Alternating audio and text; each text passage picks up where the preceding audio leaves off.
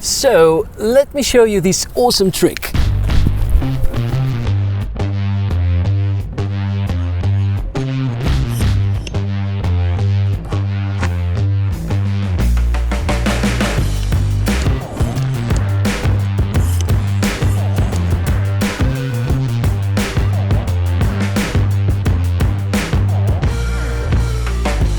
Hey guys, how are you doing? Nice to meet you. I'm Michael, and this is by far the smallest bike I've ever had ever since probably I was 10 or 11 years old. But it's pretty fun to ride. It's the Fido D3 Pro, and obviously even for a person that is like 80 centimeters high, kind of works alright.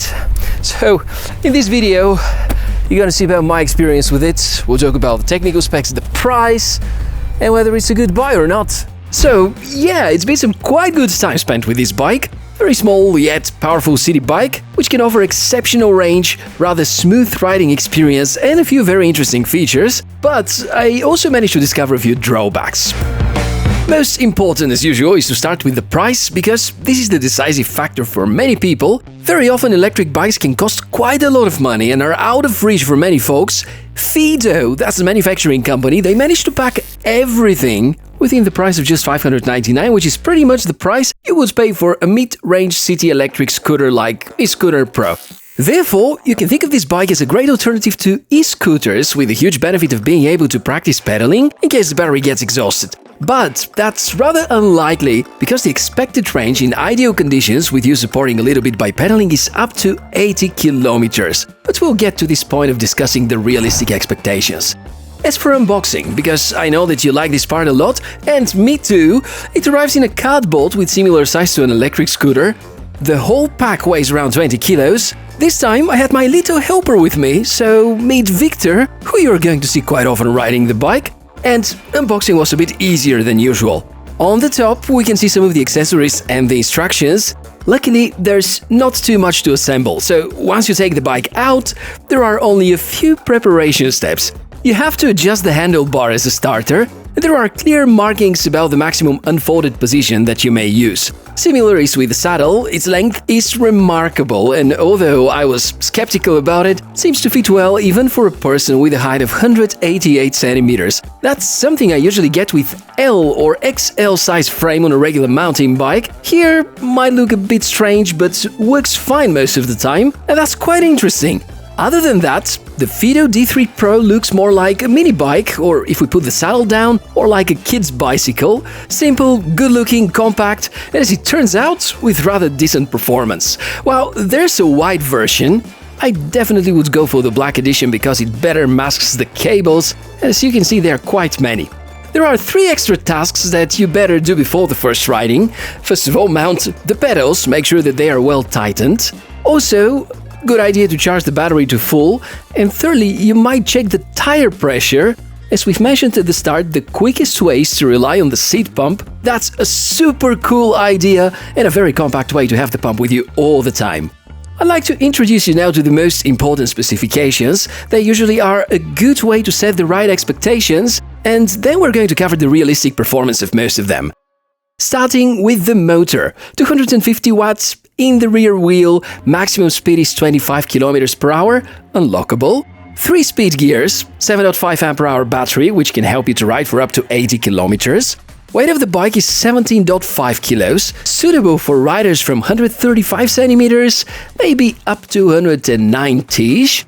Tire size is 14 inches. Disc braking system for both the front and the rear, a 52-tooth chain disc, IP54 waterproof rating, and that sums up most of them. Now, based on the specs, it's a really capable bike for the price asked. And given this fact, we shouldn't expect too much out of the equipment, because this certainly ain't the top-of-the-line parts. The situation with bikes these days is even more challenging due to the price spikes that we've seen coming with the pandemic situation. So now, time for some feedback. And I'm gonna start with what I consider to be the greatest advantage of the bike. It's the motor performance. 250 watts, and they're a small quantity of power, that's pretty clear, but as it turns out, it's just about right for the Fido D3 Pro. Acceleration is decent, and uphills it is as capable as the Ninebot Max with a 350 watt motor. mostly because of the distribution of the weight and the larger wheel size. And of course, you can always support this procedure by pedaling. Now, the most sensitive part is the lever, which lets you manually accelerate no matter the mode. It might be the part which violates certain regulations in the EU, so make sure to check with your local authorities about compliance. Probably the easiest way to make it compliant is to just cut this wire, but besides voiding your warranty, I'm not really sure if that's going to work really well. Anyhow, the range that I got with the bike is rather superb. Besides manual acceleration, the bike also engages the motor when you start pedaling, exactly as it is required by authorities in most countries. First gear supports up to 10 km per hour, the second up to 14, the third up to 20. Also, I was able to unlock the speed limit with the combination that works on most Fido bikes, pushing both brakes, engaging the acceleration lever and powering on until you see error 3. Maximum achieved speed with this trick and an 85 kilo rider is around 32 km per hour. I haven't tried pushing the battery endurance to the maximum though, but it looks like it drops 1 bar every approximately 10 kilometers, so that's really good. And since I have it charged only twice and crossed the city a few times, I think it's rather okay. Speaking of which, comfort is at a good level. I'm totally not saying that it's very smooth riding, because there is absolutely no suspension and the tires are nowhere near thick. But the saddle is super soft and with a very thick layer of foam, which absorbs the majority of the road pods. Also, due to the lack of gears and the folding pedals, if the motor is not involved, the riding experience is not at all fascinating. But that's something we can easily forgive given the excellent battery endurance. The rest of the components are also interesting. Very nice mechanism for the handlebar. It basically folds into 2 pieces and super easy to remove the stem. Since this kind of construction is designed to be lightweight and practical, make sure to not stress it too much. Of course, a rider's weight of up to 120 kilos is okay, but off-road downhill adventures might be a bit dangerous. I'm also not quite inspired by the brakes. The good fact that they're both disc brakes and easily upgradable. The bad news is that the pads inside are likely metal pads. Both mechanisms are scooter grade, so it's not offering the best kind of braking experience in the world, but again, the bike costs only $600 and quality brakes may be up to 1/3 of that price. I'd say a rather good trade-off given the fact braking was always consistent and you have the ability to fine-tune in case needed.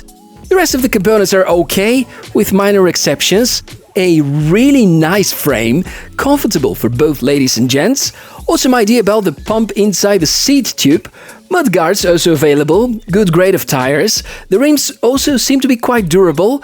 The only component which failed me so far is the left pedal. I suspect it was defect from the start and fell apart at some point. Easily replaced with pretty much the same one that I bought from Decathlon for around $15. So, my overall impressions after the first 2 weeks of intensive riding are very positive.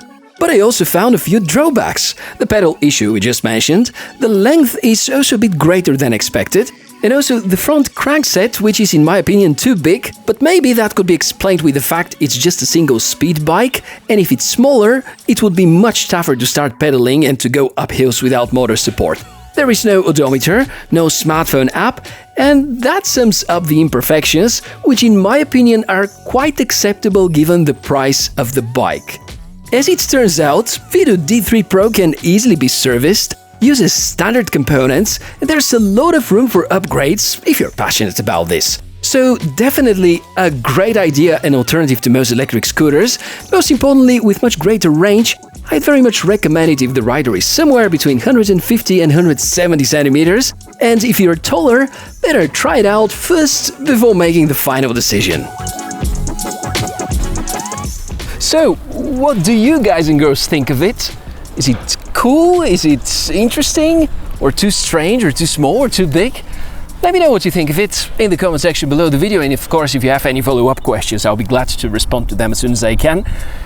And if this video has somehow helped you to decide whether you like the Fido D3 Pro and you want to buy it, or you want to switch for electric scooter or some other kind of transportation, then probably mission accomplished. And if you like this kind of tech inspections, subscribe to the channel. My name is Michael. Look forward to seeing you in the next episode. Have a great day.